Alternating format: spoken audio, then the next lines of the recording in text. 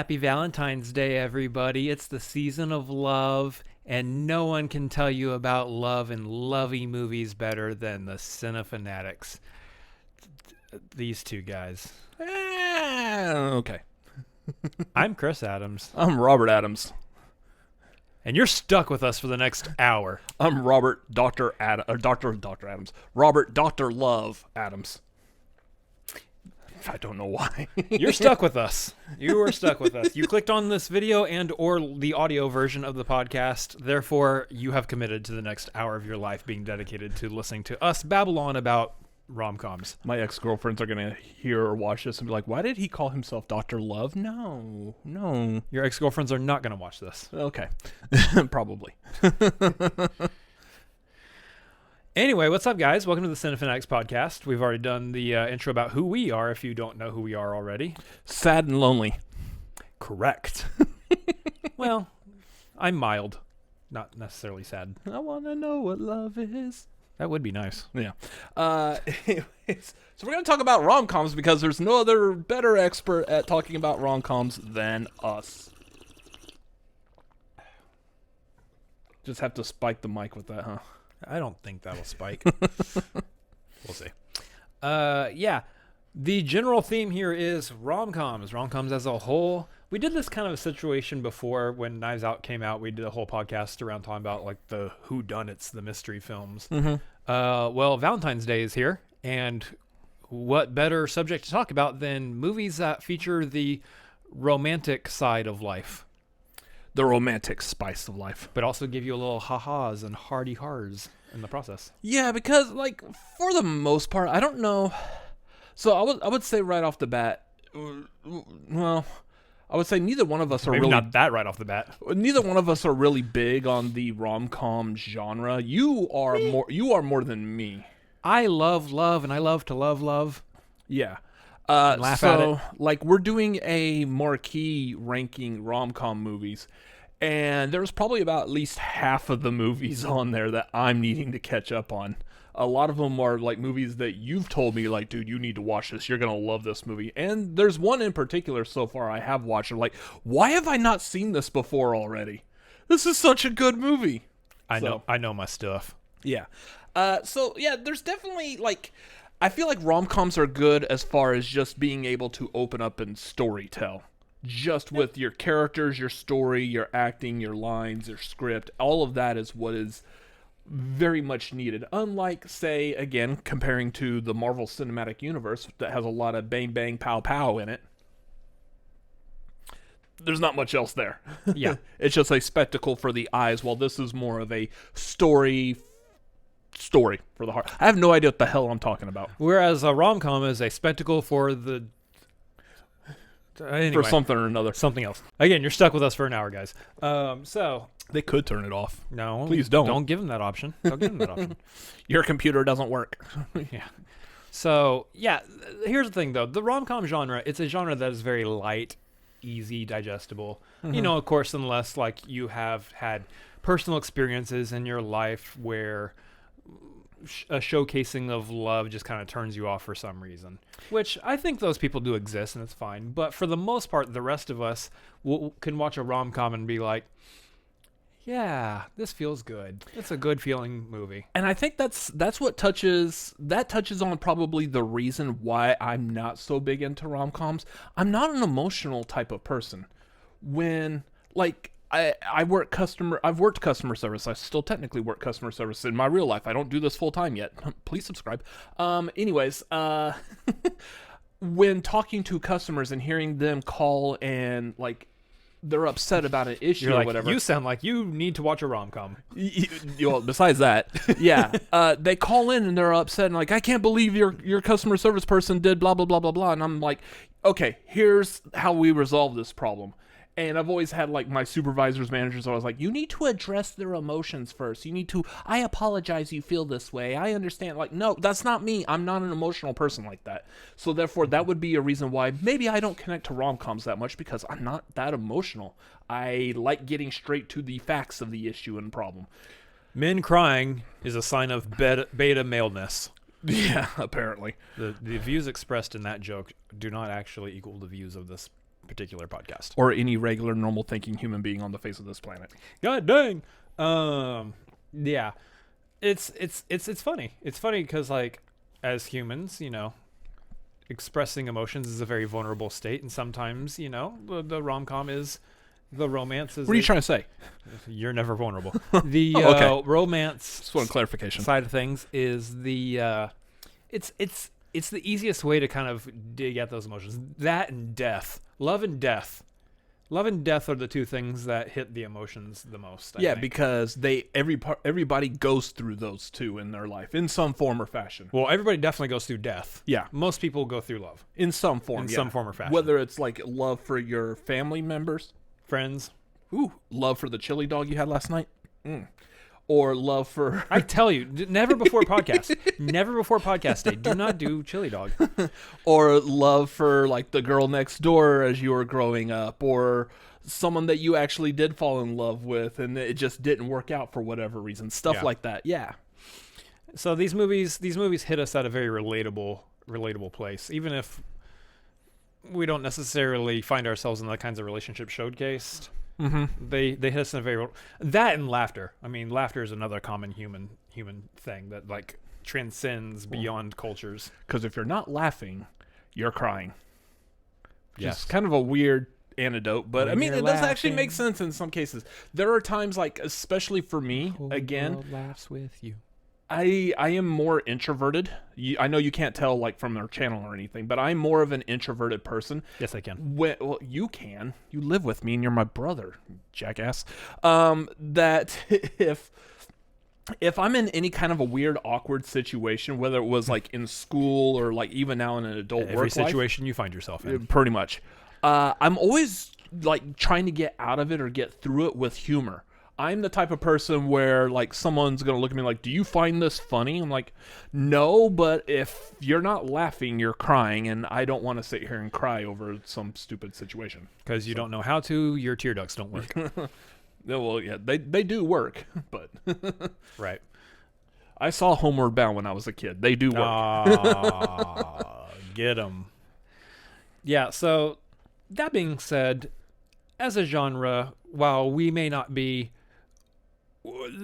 be our most favoritist genre ever, there are still quite a few movies that fall under the genre that we do actually really enjoy.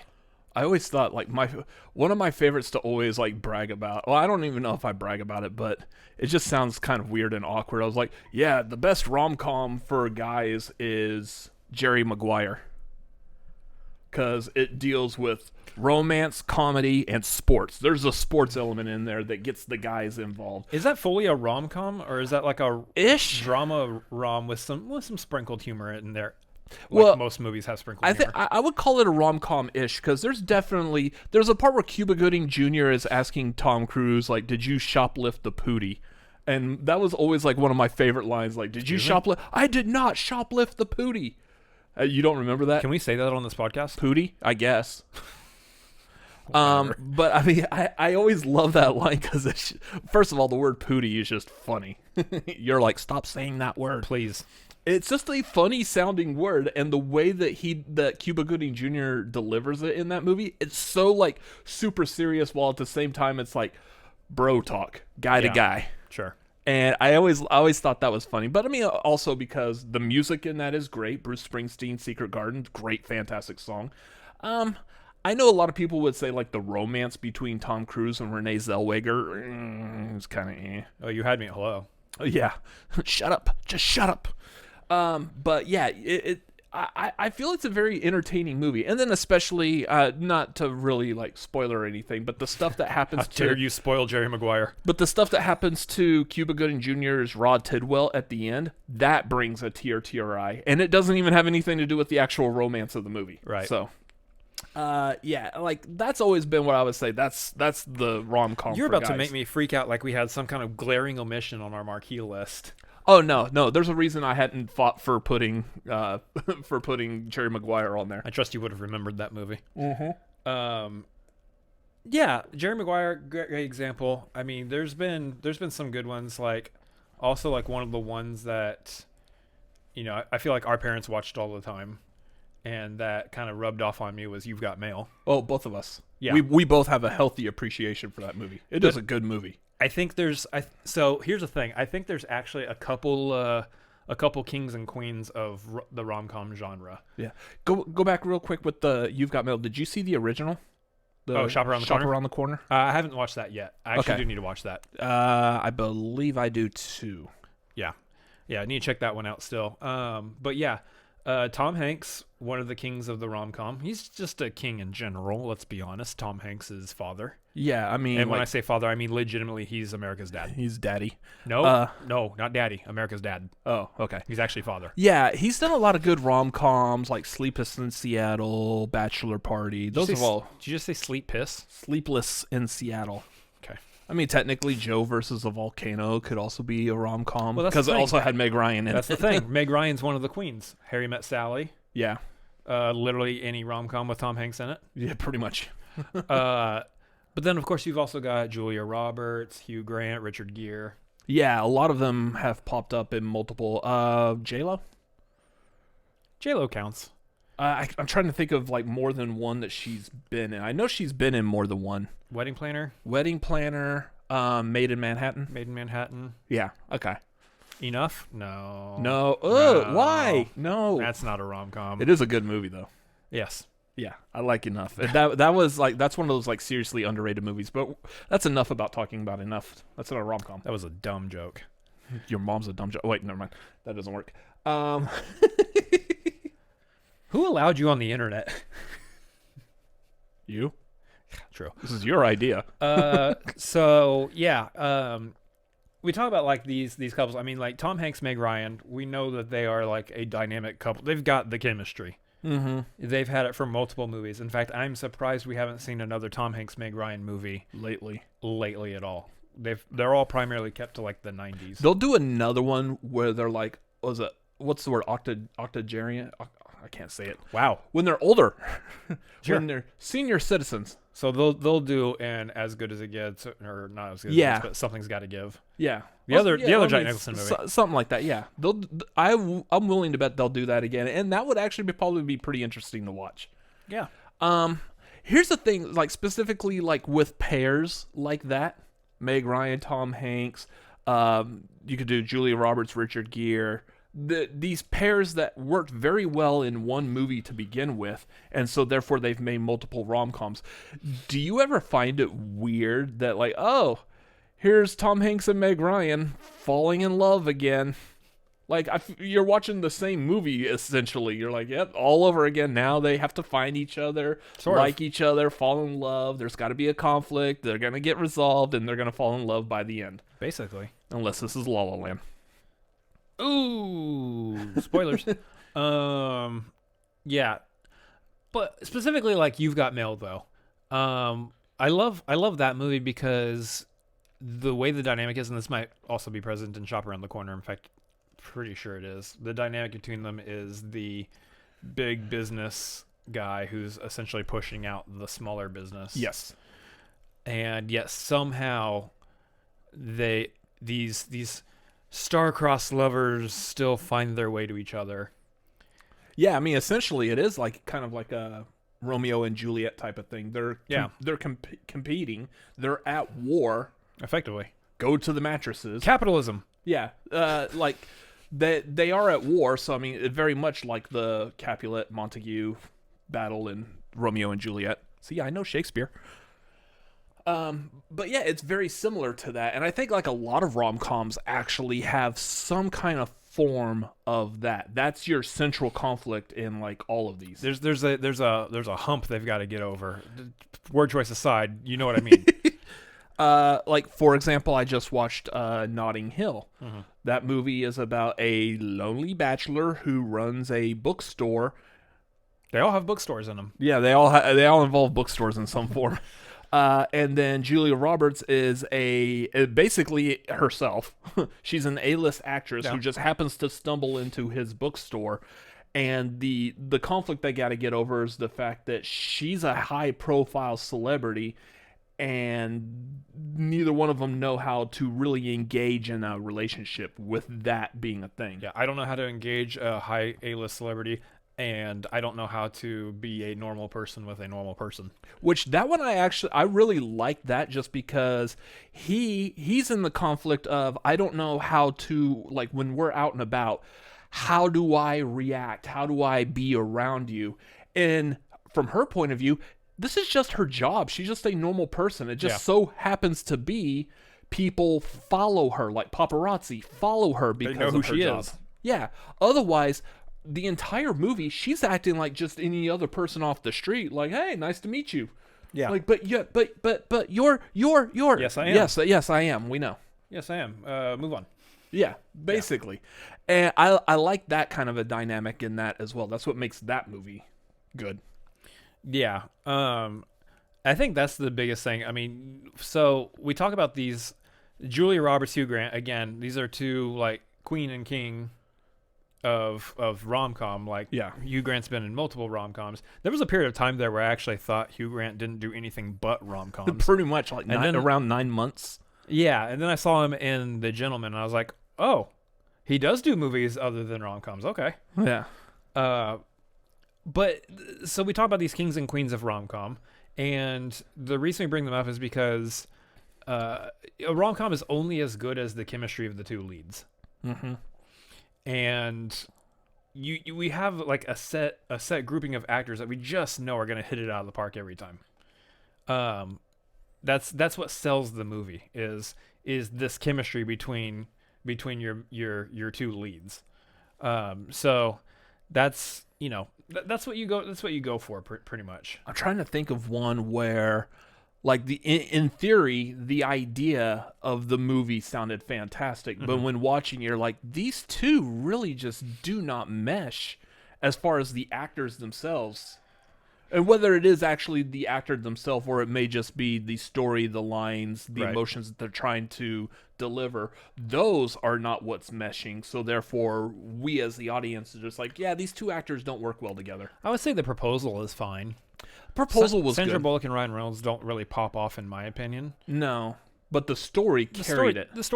So that's an example of where the story actually carries over the actors involved.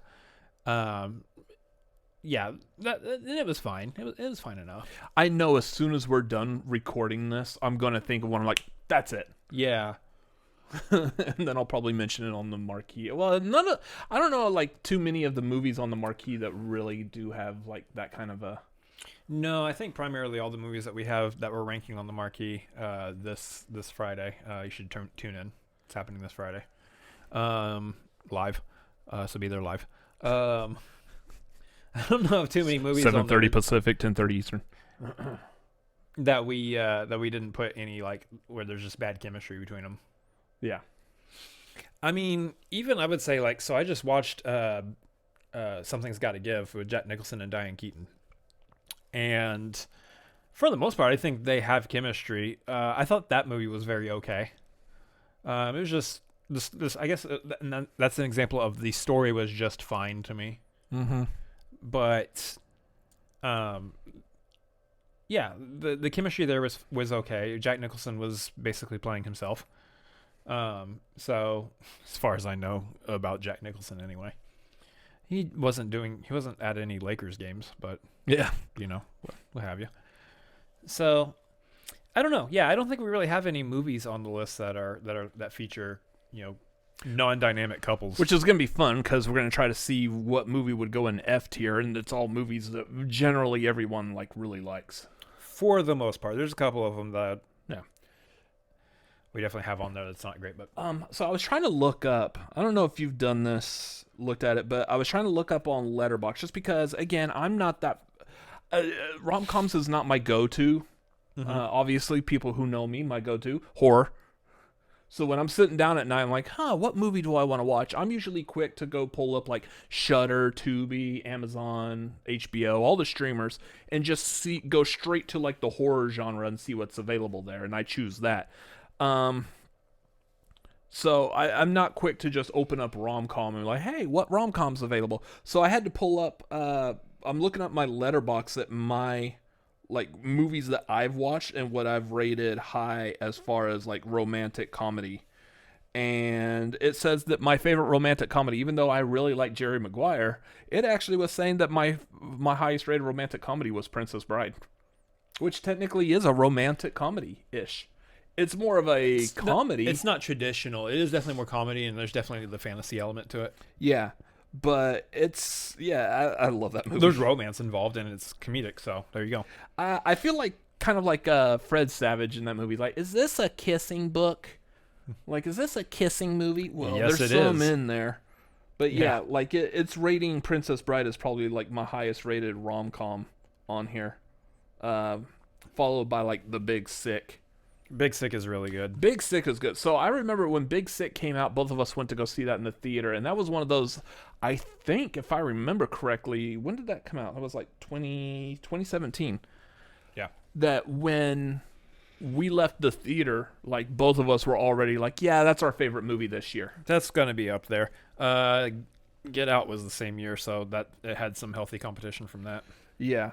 But, like, so, for example, that was Kumail Nanjiani and Zoe Kazan. Yeah. Which she was, like, in a coma pretty much the entire movie. So there was very little scenes of their actual chemistry together. Very little of seeing them interact because it's the whole movie. She's in a coma and he's basically having, like, building that chemistry with her parents. At the same time, though, I believe his wife in real life was actually a producer on the movie, too, was heavily involved because it is their story. Yeah. Mm-hmm. And so, like, that kind of fills in the gap of the chemistry side of things because she can just directly talk to Zoe about, like, here's how I felt and thought during this moment and that moment. So that automatically feels, he's basically acting with his wife at that point, aside from the fact that it is a completely different human being. Yeah. So not exactly. You know what I mean. So that's what I was looking at on here. Let's see what else we have. Let me just try to see if I can separate it out by comedy as well. The other thing too is Mrs. Doubtfire. That's a delightful movie. That's not a rom-com. It's more of just straight comedy. Yeah, that's just a comedy. Well, the other thing too is rom-coms that actually have a plot that's not necessarily built around the couple in the movie. There's actually like there is a plot, and then the couple is kind of built around that. Example that I would give. So yeah, Jerry Maguire. The example I would give would actually be like Crazy Stupid Love. Okay. Wherein that doesn't have the traditional romantic element in it. If you've seen the movie, you know that our lead is Steve Carell essentially, and he's actually going through a separation, potentially / divorce in this movie. Mm-hmm. And so there's not really like an actual like real full-on romantic element. He's just trying to learn how to get back out there essentially and how to move past this part in his life. Frickin' David Lindhagen. Which one of you is David Lindhagen? Yeah. Yeah. Classic. But yeah, so that's taking the idea of like the romance side of things and kind of spinning it on its head a little bit and doing something different, playing with something different in that genre.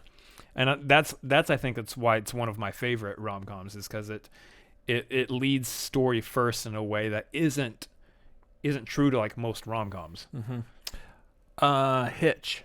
Hitch is another one, yeah.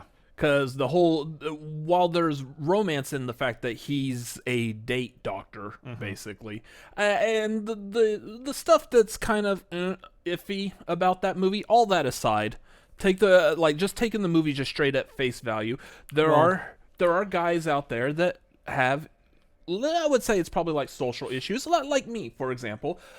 If I cared enough, I might be the type of person that, or at least in my younger days, I might have been the type of person that may have solicited the services of a date doctor. Not necessarily to the creepy level that they do in this movie, because movie's got a movie, yo, and it's got a pace it's got to get through. I actually don't think the movie's as bad as you think that some people make it out to be. No. Because at the end of it, the movie does actually explain itself away. Mm-hmm. By the end of it, it's like, hey, just be yourself. Just have fun on the date, kind of a situation.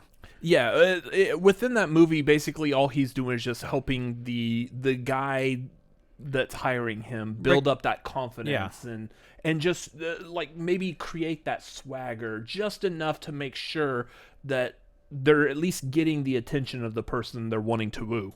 Yeah. He's breaking down the nervousness that some people have on their first dates or whatever. Yeah, and I think that's why he said he gives you like, give me 3 dates and then that's it. After 3 dates, you're on your own. It's all on you. Yeah, I think generally it's a great movie because there's a lot of, I mean that hits a very relatable moment for a lot of people, not just guys, but just a lot of people. And generally, when they go out on a first date, it's like, is this gonna work? Is this gonna work? Is this it? Is this it? Is this it? Am I meeting the person? Am I meeting my person? Am I meeting my person? I don't know what's happening. I don't know what to do. Oh my God, did I mess up? I'm not like that. You also don't go out on dates. Oh yeah, that's right. That explains it. So yeah, a lot of people feel that way. They'll go out on that first date and be like, what if this is the person and I completely blow it? So that movie's hitting a note that a lot of people understand and can relate to, which is another reason why it's great. Plus, you mix Will Smith and Kevin James. It's great. You know, Eva Mendes is great. Yeah, it's just a good movie. I was trying to think of her name, Allegra Cole. I know that's the all I can think of is her character's name. Oh, and, like I know her actual name, and I can't not recall it off the top of my head. But. That's why I was just moving on. Yeah. Anyways. Yeah, Hitch is another one of those though, where it kind of takes the genre. Because the thing about that one too is that Will Smith in that movie is a character who's kind of jaded in a way. He'll help other people, but he's not really kind of sold out on the idea of finding love himself. Yeah. He's kind of there's a tinge of cynicism, I think, in him. And you kind of get that by the time they spin the publication, Eva Mendes' publication that she's a part of, spins it on Kevin James's character and Allegra Cole. They spin it on them, and then when he shows up to the speed dating that Eva Mendes is at and says, "This is exactly why I can't do this stuff, because of this situation, because of what you guys said." And that, I think that is a fun interpretation of, you know, reimagining kind of like how the rom-com genre actually works as a whole between people. Yeah, because seemingly, by the way, Amber Valletta, got it. Because seemingly, yeah, I did. Because seemingly a lot of these, man, and this podcast sponsored by Google.com. Yeah, and I don't mean for this to be a point of contention with us or just like in discussion at all. It does seem like a lot of rom-coms do tend to lean more on the guys goofing up. And guys are goofy. Yeah, I'll admit that. Men are goofy at best. Mm-hmm. And goofy at worst, still. A different form. Yeah. Well, okay. It could get worse. We're gonna keep it light and light and floaty here. And so when doing a rom-com where it could be like the guy's perfectly fine the entire time and it's actually the woman who's all weird and awkward and goofy. Which they kind of did in Hitch a little bit. They did in Hitch. I would also say they more... both kind of messed up a little bit, though. I would also say more on the proposal. Yeah. Sandra Bullock's character, like Ryan Reynolds' character in that was like the straight lace.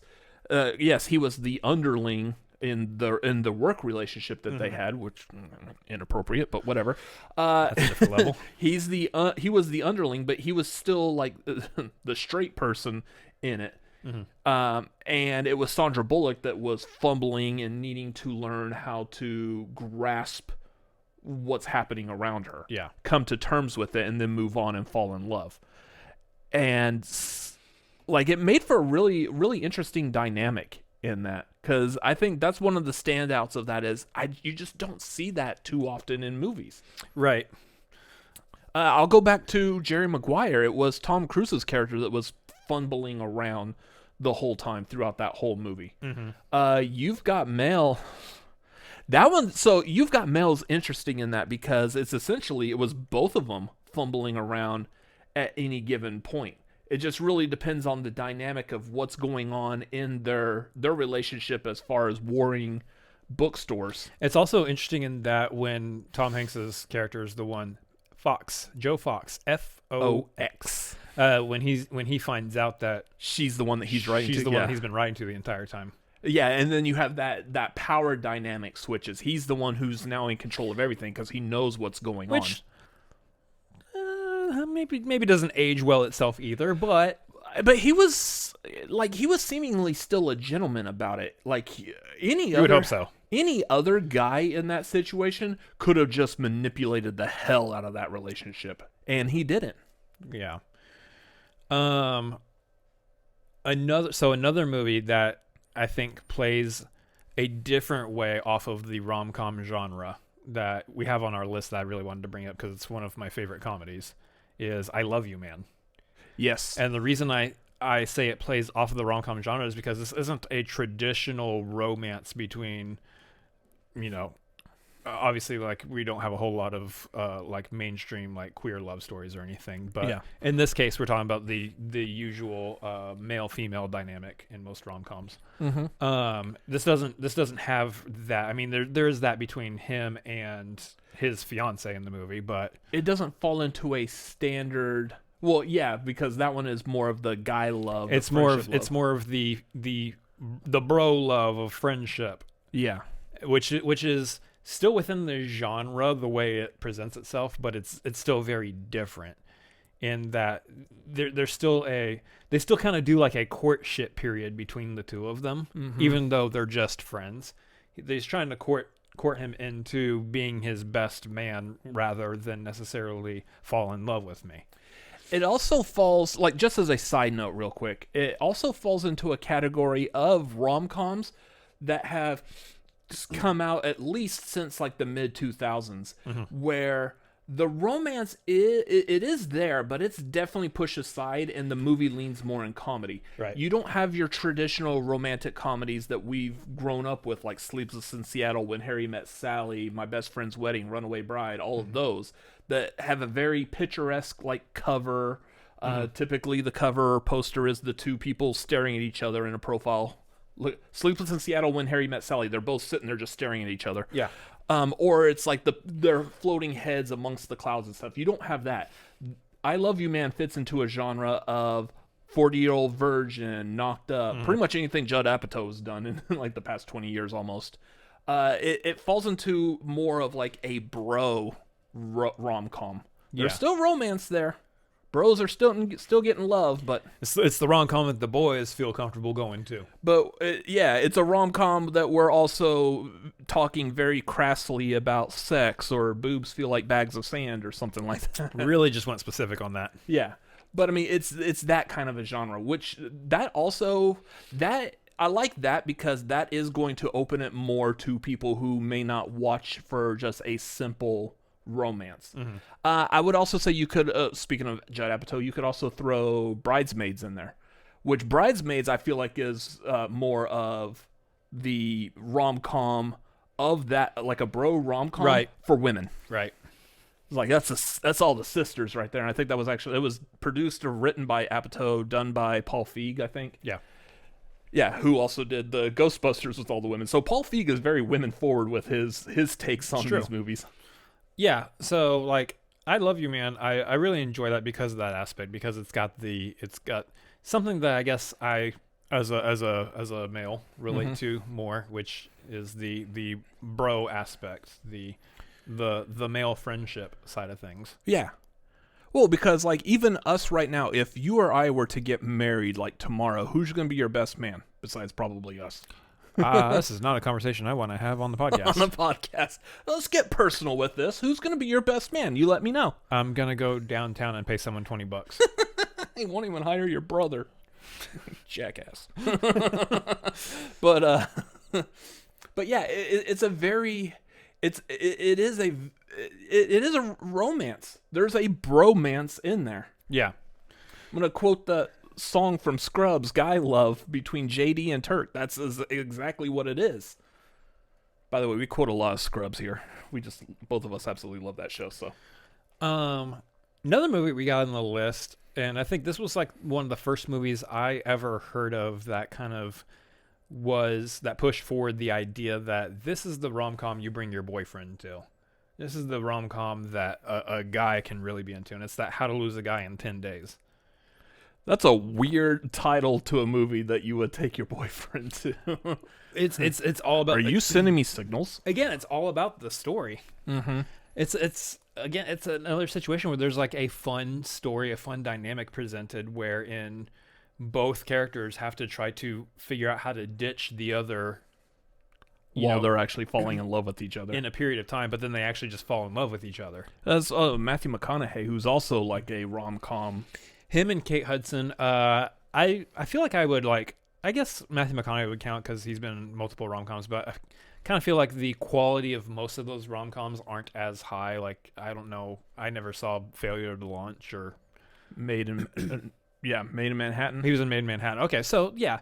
I feel like I would qualify them as like prince and princess of rom-com, not necessarily a king and queen specifically. Yeah. But yeah, I mean, that's another one. That's the movie that's interesting because there's a fun dynamic, a fun way to tell that story. And then, of course, that at some point in the movie, it's got to come to a head where they have to, like, reveal to each other, yeah, my intention was just to try to ditch you. Well, that was my intention, too. And it didn't work because we had to try to stick with the other person as much as possible. And it's just an interesting way to spin it, too. Yeah. And this is another thing. That point is, it brings up something that I don't like about rom-coms. A major point. The story structure is always the same. It is, and that structure in that is, it's a structure that could always be resolved by a effing conversation. Just talk All it out. you have to do is just talk. What that means is that rom-coms are trying to teach us one thing as a whole. Communication. In order to have a healthy relationship, you got to learn to communicate. Like, all you have, like, in that specifically. This is your Cinefanatics romance advice of the day. We're not actually accredited therapists here, but yeah, like, all you have to do, like, in that situation is like, hey, I work for a newspaper. This was my job. I don't mean anything personal by it. Oh, well, that would make sense then. I understand. It is a job. If the two people talking are capable of that level of understanding without, again, kind of like what I was saying earlier, when I'm talking to customers, I go straight to what's logical and not the emotion. Ignore the emotion, go straight to logic. Oh, that is what your job entitles. I understand that. Let's move on. Now, you're making a good point, but I think in the specific case of that movie, one of them was doing it as a bet. So that's going to be kind of a hard conversation to have. One was doing it as a bet. The other one was doing it for like a magazine article. Yeah, the magazine article, fine, I understand that. The bet, well, that one's a little bit harder to communicate on. Yeah. So I'm nothing but just folly for you. Hey, I'm a guy. Guys bet on things. Like, just understand it. Oh, okay, that makes sense. Yeah, totally, yeah. But yeah, I mean, as a whole, like, we kind of covered through like a lot of our really favorites here. I know there's a few more that fit under some of our favorites. Like, you like Clueless, and that's like more so based on, like, that's not Shakespeare, right? It's no, it is based off of Emma, which they recently made a version of that's been remade a couple of times. Well, they recently remade another one with Anya Taylor-Joy in it. Yeah, there was one also back in the 90s with Gwyneth Paltrow, I believe. So that's a story that's kind of been retold and told time and time again.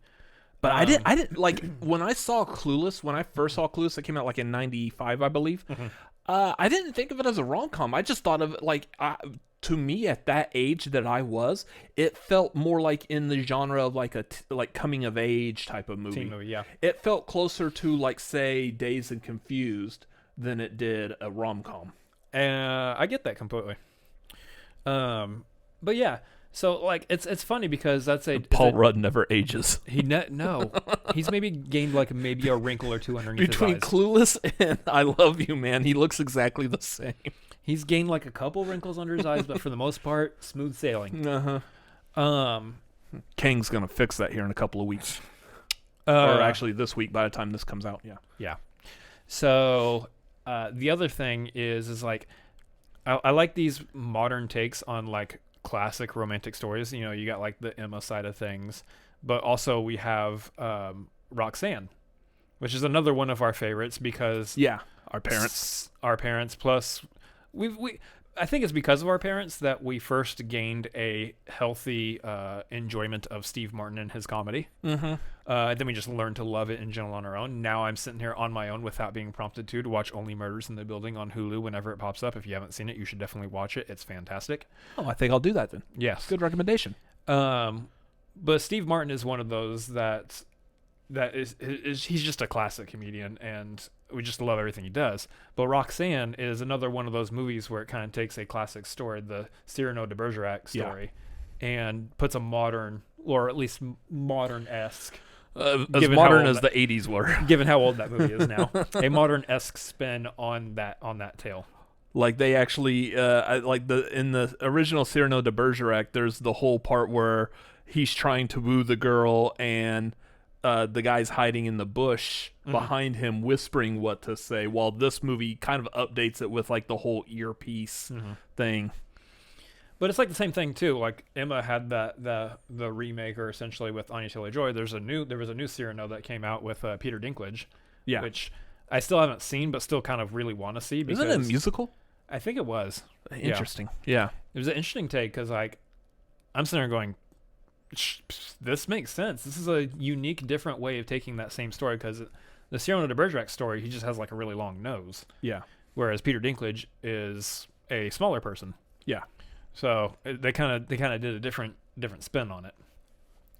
But that's some, I think rom-com, and that brings up that rom-com is like one of those genre subgenres that I think you can kind of sneak into almost anything. The only place like we really haven't seen it yet, we brought up the MCU earlier, is like I'm eager to see, can they bring up like a rom-com thing into the MCU.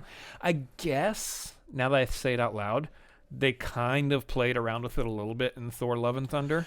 There's like brief moments in that movie that definitely were painted like a rom-com. That was more of a rom. It was like a lot of calm, and then a little rom. But like you know what I'm saying? Like it goes when they went back and showed the history of like Thor and Jane during the brief parts of time that we didn't get to see in other movies. Yeah. Those were definitely built and designed like a cheesy rom-com.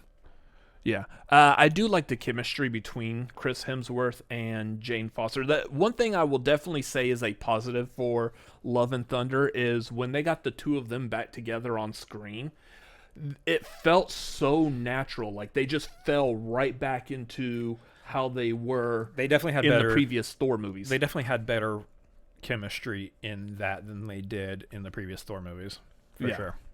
And I really like that. Just that little bit that you're talking about, the flashbacks of their relationship growing, seeing that, and then seeing how they actually do interact. Some of it was awkward. That whole talk, like on the boat as they're flying to Gore's black and white planet thing, it was kind of awkward. But yeah, like those flashbacks specifically, they feel more like rom-com. But I think that's about as close as the MCU has actually gotten to doing a rom-com of any sort. So, I mean, I kind of like this idea where we take, like, whatever the subject is when we're talking about movie genres and try to put them into another genre. Horror. Warm Bodies. That's about it. Yeah. No, there's been other horror movies that have had romance centered around it. It's just, the thing with those is they're not rom-coms. For the most part. They are more just rom-horror.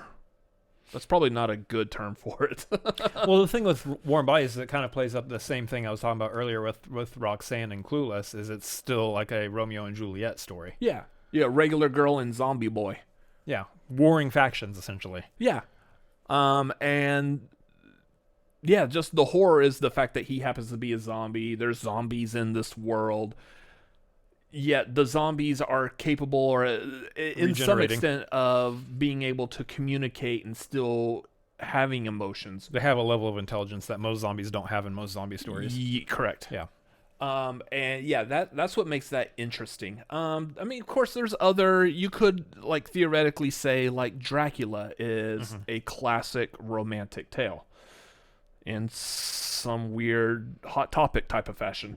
I want to suck your blood, yes. But yeah, there's definitely elements of romance in some horror movies. Just because some of what makes them horror is the lengths that these people go to achieve that romance. Yeah. Again, most of these, there's really not any comedy involved in it at all. You might get like some like Reanimator that does have like a little bit of a romantic interest in there. You have no idea what I'm talking about, but like anyone who's knows like some of these horror subgenres will understand that. Yeah, and again, that's what I like is that the rom-com, I would consider. All right, someone's car just blew up. The rom-com side of things it's a subgenre. Rom is the subgenre of com, or com might be the subgenre of rom, which I think romance is actually would be considered a subgenre of drama. Generally, Yes. drama would be the overarching. So you get like one of those like ancestry, like here's the parents and here's their kids and their kids and here's their Or kids and like their kids. some giant Venn diagram. Yeah. So rom-com is one of those, I think, subgenres that you can actually just sneak into anything almost. The fact that warm bodies exist, but also horror, I think, is a subgenre, is a genre in itself, but also a subgenre that can be snuck into things too. Shaun of the Dead had a pretty decent romance between Shaun and his girlfriend in that movie while they're trying to survive zombies. But I wouldn't call that a rom-com. That's more of a horror comedy. That is more horror comedy first and foremost, with like the little hint of romance between. And there's also like theoretically, with your example of I Love You Man, there's the romance between him and his friend, And the bro. yeah, Ed. Yeah. So I think that's what intrigues me most about a lot of these subgenres like the rom-com is that you can kind of tuck it into things sometimes, and you don't even need to really like show it off in the trailer. You're just kind of like, surprise, this is a part of the movie too. Yeah. So yeah, as a whole, I think there's a lot to be explored. I mean, eventually I can see us like on the podcast at some point just like picking out one movie, and we may do this in the future. We intend for this podcast to go on and on and on until we no longer feel like doing it anymore. There's so many things we can make as topics, whether it's genres, individual movies, actors, And directors. Individual movies or the actors specifically, I think, would be the next place to go in the rom-com genre, where we kind of briefly touched here and there on certain movies or certain actors. Yeah. You can do a whole podcast on just Julia Roberts and her rom-com movies, not just Julia Roberts as an actress in general, because she obviously goes beyond the genre of rom-com. She's great in almost everything that she's been in. But Tom Hanks and Meg Ryan. Just the two of them, there's Why they're in so many rom-com movies together. multiple movies. Just do the whole podcast. We just rewatch those movies and do a whole podcast on just those three. I think 3. Joe versus the Volcano, Sleepless in Seattle, and You've Got Mail. There may be one more I'm not thinking of. I almost want to say there is one more. Meg Ryan was in Da Vinci Code. Yeah, no. I can't remember off the top of my head, was but the yeah, I code. feel like there might be one more, but She was the code he needed to solve. whatever. This is the podcast. This is the movie trivia schmodown, so I don't have to remember in 15 seconds. What's here. the schmodown? Yeah, anyways. Anywho, so yeah, I think in the future when Valentine's Day rolls around, there's always like all right, let's just dive into the kings and queens of the rom-com genre. And there's just so much you can dive in there. You guys feel free in the comments on the video. I don't think there's comments on the podcast side of things, but at least in the comments on the video, come over to YouTube and check out the video form if you're not already here. Leave comments down below on various rom-coms that you would want to see us talk about, or questions that you have in general. I know like one thing that we want to do in the future is, probably do like some podcasts that are AMAs. So like start asking questions, and we might start picking out questions from various podcasts that we do over the course of, the next few months, year, however long it takes to get a good amount of questions going. Might even actually bring this up on Twitter, come to think of it. Might be a good idea too. Tagline here in a little bit. Tagline. Yep, tagline that we're going to go do live here in a little bit. Anyway, yeah, leave some comments down below. What are some of your favorite rom-coms? What are some rom-coms you feel like that we need to check out? Obviously, you don't know all the movies we've seen. Just suggest some anyway, and if we haven't seen it, then we'll give it a look-see. Yeah. But otherwise, we appreciate you guys hanging out. It's a little bit less than an hour, but, we'll let you off the hook. You did so well hanging out. You were still here with us. you hung in there through this conversation, and so we'll let you off a little bit early today. You can go home. The bell's ringing. It's a early release day. There's snow. It's a snow day. Whatever. Here in Texas around Valentine's Day, it might just be a snow day. Which means we need to hurry up and end this before our power goes out. True, because our grid sucks. Anyway, we appreciate you guys coming and hanging out and watching this one. Again, leave a comment down below. Let us know what you thought about it. Hit that like button. Hit that subscribe button, because we do a whole bunch of stuff here, including this podcast, as well as coming up this week, we have, obviously, the Tagline on Wednesdays. It's our live news show that we do weekly, talking about the movie news and all that stuff. And then, of course, we've got the marquee coming up this weekend, which is going to be covering rom-coms on Friday. We've got literally a list of like 18, 19 rom-coms that we're going to be trying to tier rank and figure out where they go in our favorite list. We're going to have guests. It's going to be a ton of fun. Yeah. And we do it live, so you can actually show up live and be in the chat and kind of give your opinion and everything. Yeah. So as far as that goes, though, you can find us at Cinefanatics MLP on Twitter and Instagram. And you can find me specifically at Chris Adams MLP on Twitter, Instagram, and Letterboxd, as well as twitch.tv/Chris Adams MLP. Yeah, you can follow me at Robert Adams MLP on Twitter, Instagram, and Letterboxd. You can also find me at youtube.com/@Robert Adams MLP. Yeah. So make sure you come on back here. Obviously, we got this on the audio, so if you're on the audio, please give us a good rating wherever you're listening to us at. Help bump up those numbers and bring in some new listeners. Over on the YouTube, I already told you the YouTube things. You know how to do it over here. And we'll catch you guys on the next one, whenever that is and whatever it may be. Probably about 2 weeks, because I think we're doing this every other week now. Yeah, we're doing these about every other week, so probably in about 2 weeks, and stay tuned. It's going to be a fun one, whatever the next one will be. Yeah. Bye. Bye. Say hi to your cats and dogs for me. And your loved ones. Oh.